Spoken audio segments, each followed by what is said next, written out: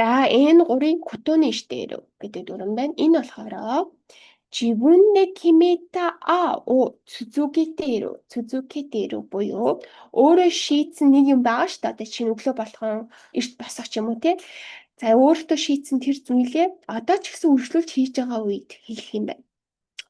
Би аль хэдийн шийдсэнтэй өглөө эрт босохоор шийдсэн өглөө 6 цагт. Гэхдээ одоо ч гэсэн тэрийг үргэлжлүүлж хийж байгаа тий. Өглөө болгон эрт босч байгаа гэсэн утгаар. За шүүкanya ётэни наддэру байни цукау буюу шүүкан гэдэг маань болохоор одоо аль хэдийн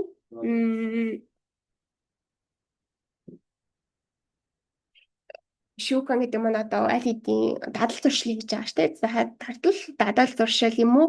Ёте гэдэг маань болохоор төлөвлөгөө нинатэру буюу одоо тий дадал зуршил төлөвлөгөө аль хэдийн болцсон үед хэрэглэх юм байна.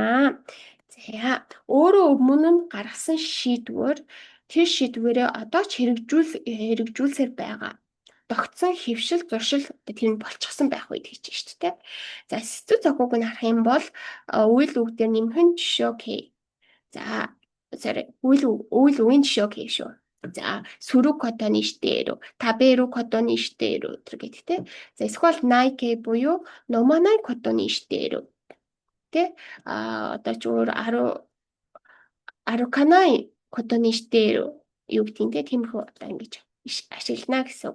За хэдүүлээ рэбүн харах юм бол майничи үндө сүрү котоны штэмас буюу би өдөр бүр дасгал хийхээр болсон бөгөөд үүнийгээ одоо тий түүнийгээ байнга хийж байгаа. Одоо хийж байгаа буюу аль хэд би хичээгээд өдөр болгон дасгал хөдөлгөөнөө хийж байгаа. За би дахиад Японоор уншаад үгэй. Майничи үндө сүрү котоны штэмас. Буюу тэ өдөр болгон энэ дасгал хөдөлгөөнөө хичээж байгаа. Хийж байгаа.